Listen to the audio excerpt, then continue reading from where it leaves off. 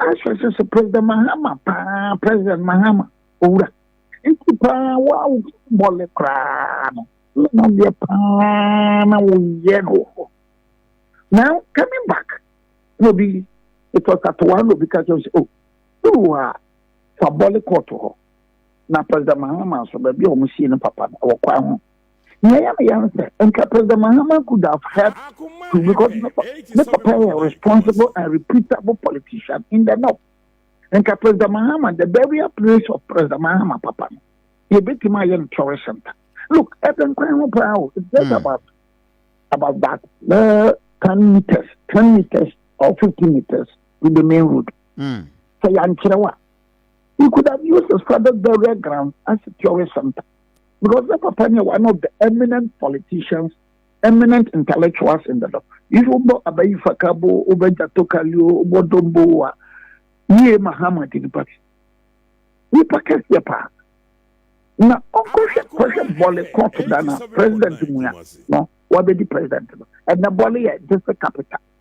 He couldn't even have to raise Bolle to municipal capital.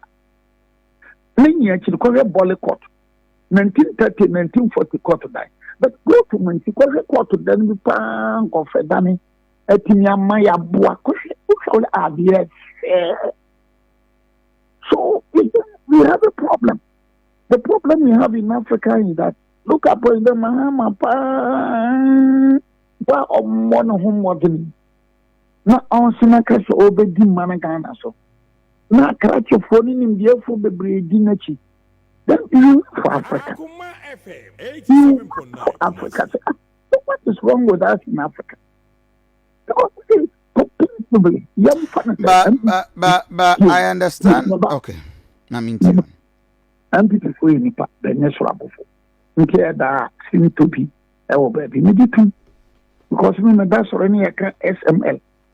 Maybe two, me that's already a PDSA. No, your MPP ni mapa. I am a hammy. The PDS a hammy. The SML a hammy. But look, I can tell you from the bottom of my heart that in all honesty and comparatively, the MPP is far better than the NDC. In terms of BBB, apart from bad governor. Because every town, every village you go, you have an imprint of the MPP. Because Lambrusi, and I you Lambrusi, maybe grappa.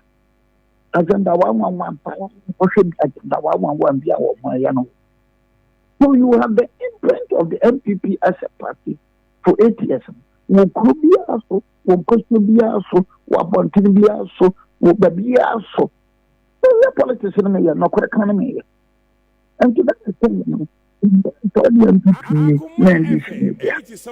you don't see the basis why you should go for NDC, Debbie, Kofi, Debbie, that.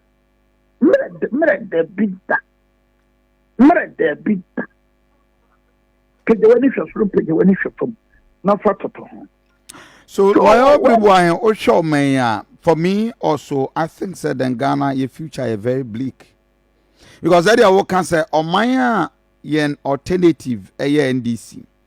If there is no hope, now MPP are buying our teaching, so considering how Ghana for the NGDA women and how terribly things has been managed. I mean, corruption, allegations, or more issues, or more accusing Mahama on.